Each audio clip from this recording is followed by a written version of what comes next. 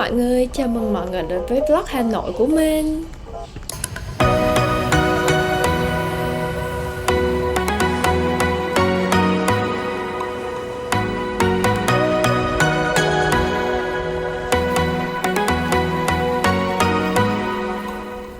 Sau khi ăn sáng xong, mình quyết định sẽ ghé qua Starbucks gần khách sạn để mua một ly nước trước khi mình tới một địa điểm tiếp theo để tham quan trong ngày hôm nay. Mình quyết định sẽ uống pink drink để cung cấp năng lượng cho một ngày đi chơi nè. Và bây giờ mình đang có mặt ở Hoàng Thành Thăng Long. Đây là quần thể di tích được gắn liền với lịch sử kinh thành tại Việt Nam, là một di sản thế giới được UNESCO công nhận tại Hà Nội.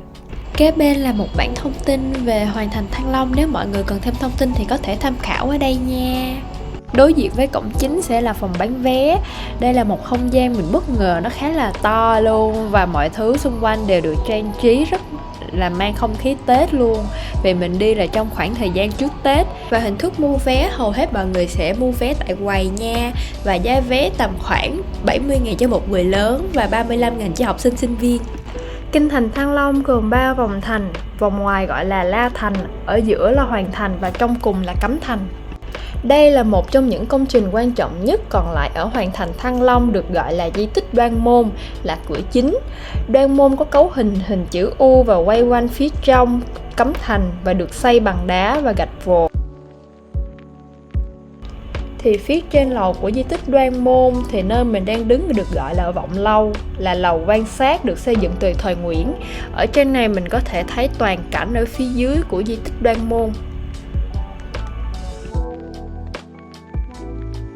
Do thời gian mình tới là buổi sáng sớm nên khi mình đi dạo thì không thấy có nhiều khách du lịch tới đây cho lắm. Thì mình cũng cảm nhận được không khí yên tĩnh và quy mô ở đây cũng khá là to.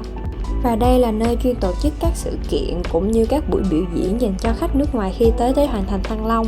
Thì hôm nay mình đi thì thấy mọi người đang set up để chào đón một đoàn học sinh tới với Hoàng Thành Thăng Long để tìm hiểu về lịch sử, văn hóa. Không chỉ nổi tiếng với lối kiến trúc đồ sộ của Hoàng Thành Thăng Long thì nơi đây còn cất giữ và lưu trữ những di tích khảo cổ khác nhau.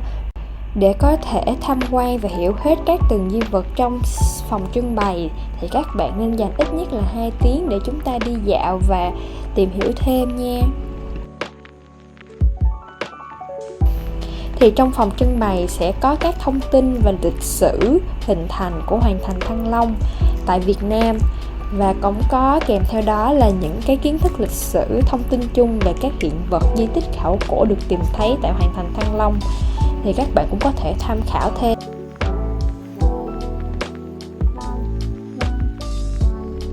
Thì trước cửa phòng sẽ có những cái bảng tóm tắt lịch sử của các triều đại tại Việt Nam như Nguyễn, Lê Trung Hưng, Mạc, Lê Sơ, Trần, Lý, Đinh Tiền Lê và Đại La. Thì trong các phòng trưng bày lớn sẽ có những vách ngăn chia thành nhiều khu vực nhỏ. Thì nơi đây trưng bày và kèm theo những thông tin của các di vật khảo cổ có từ nhà Đại La cho tới nhà Nguyễn. Thì dựa vào họa tiết cũng như sự đa dạng trong vật liệu, vật dụng cho thấy được sự nhu cầu của con người tăng cao theo từng thời đại và sự phát triển của con người cho tới hiện nay. Và các bạn cũng có thể thấy di vật khảo cổ được trưng bày trở nên nhiều hơn khi càng về các triều đại sau. Ví dụ như có sự xuất hiện và phát triển của vũ khí như mũi tên, hoặc là những cái vật dụng thường ngày như là hộp đựng ăn trầu, hoặc là những cái trang sức cho thấy đời sống văn hóa của con người càng trở nên phong phú và đa dạng hơn. Ngoài ra nơi đây còn trưng bày trang phục của vua mà chúng ta cũng có thể thấy bộ đồ và giày đều là tông màu vàng chủ đạo chỉ dành cho vua. Và kèm theo đó là sẽ có một bộ trang sức cũng như là vòng tay, trâm cài và vòng cổ dành cho hoàng hậu vào thời đó. Khi zoom cận vào bộ lễ phục của nhà vua thì cho ta thấy một sự xa hoa khi được thêu lên với nhiều màu sắc khác nhau, và có những cái họa tiết rồng giúp cho bộ trang phục này nhìn rất là hoành tráng. Thì đặt vào mắt mình khi tới phòng trưng bày về văn học là một cuốn sách khá là to được gọi là Sử thi Hoa Lư thi tập. Thì cuốn sách này đã được công nhận là kỷ lục độc bản thế giới và góp phần cho các tác phẩm cung phu và hoành tráng ca ngợi về lịch sử dân tộc. Và tiếp theo đó mình sẽ thấy những trưng bày về các dụng cụ điêu khắc và cũng như là viết.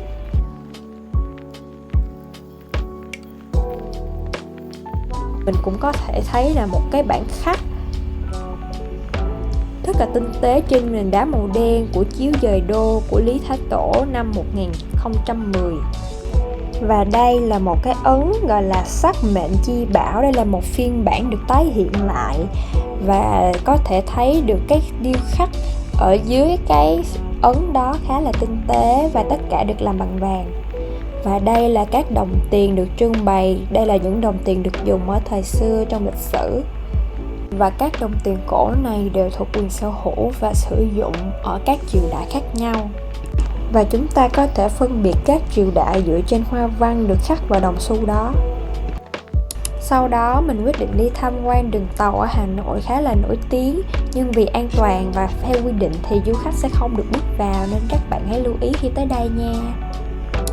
Thì sau khi mình đã đi dạo vòng quanh phố cổ thì mình đã tấp vào một nơi bán bông tai nè. Ở đây cũng có store ở Sài Gòn, nhưng mình đã tìm thấy được một cái bông tai khá là đẹp, nên mình quyết định là mình sẽ mua luôn cho chuyến đi Hà Nội lần này. Tiếp theo mình quyết định sẽ đi ăn trưa, và món hôm nay mình ăn sẽ là chả cá Lã Vọng nổi tiếng ở Hà Nội tại nhà hàng Thăng Long. Mình đã order một set với giá 137.000 một người, bao gồm bún, chả cá và mắm tôm. Thì theo mình thấy giá cả ở đây cũng khá là hợp lý và chất lượng món ăn cũng ok, nên mình highly recommend cho các bạn nha. Thì sau khi ăn trưa xong thì mình quyết định sẽ đi bộ tới nhà hát thành phố Hà Nội. Tuy là trời mưa và trời không được đẹp lắm nên mình chỉ quay được phía bên ngoài của nhà hát thôi. Thì đây cũng là một nơi địa điểm khá là nổi tiếng ở Hà Nội mà các bạn nên đi đó.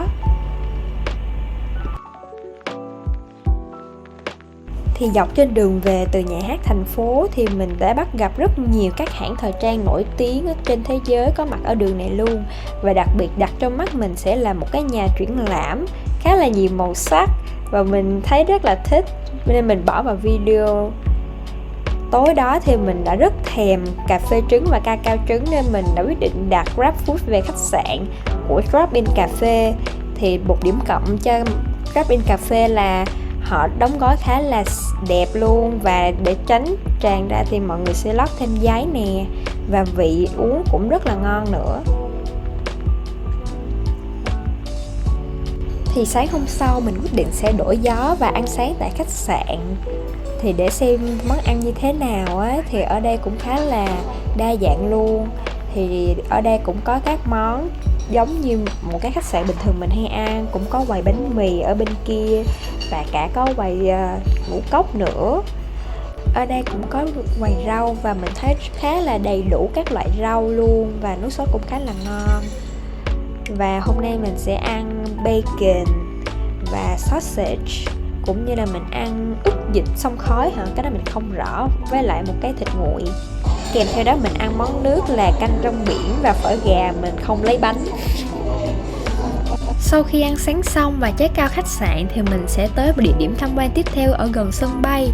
Thì địa điểm đó chính là thành Cổ Loa. Đây là một di tích lịch sử với kiến trúc khá là đặc biệt, quan trọng, gắn liền với nỏ thần Kim Quy và sự tích Mỹ Châu Trọng Thủy. Đối diện là một cái giếng thì mọi người đều cho rằng Mỹ Châu đã gieo mình xuống giếng này. Thì vé vào cổng cho thành Cổ Loa dao động người lớn tầm khoảng 10.000 và học sinh sinh viên tầm khoảng 5.000. Thành Cổ Loa được cho là kinh đô của nước Âu Lạc dưới thời An Dương Vương vào thế kỷ thứ 3 trước công nguyên. Và đây là một nơi nó mang khá là nhiều giá trị về văn hóa, đặc biệt là lịch sử. Và đây là nơi mà mình highly recommend các bạn nên đi khi trên đường ra sân bay nha. Ở trong chùa Cổ Loa này thì có Am Mị Nương. Thì theo tương truyền rằng chính vì Am Mị Nương được người đời truyền tụng là có ứng nghiệm về cầu tình duyên và gia đình, nên mọi người thường hay đổ về Am Mị Nương để mong những điều may mắn, tốt đẹp và hạnh phúc. Nên là cũng là một nơi để có thể mong cầu những điều hạnh phúc tới nha.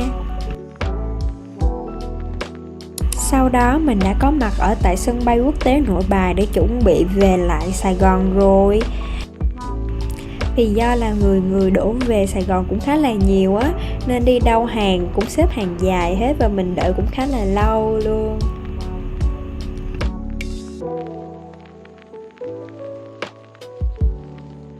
Sau khi lên máy bay thì mình quyết định sẽ ngủ một giấc để nạp lại năng lượng nè. Thì sau hơn 2 tiếng bay thì mình đã đáp được tới Tân Sơn Nhất rồi, cũng là kết thúc chuyến đi Hà Nội này của mình. Các bạn thấy hay thì nhớ like, share and subscribe kênh của mình nha.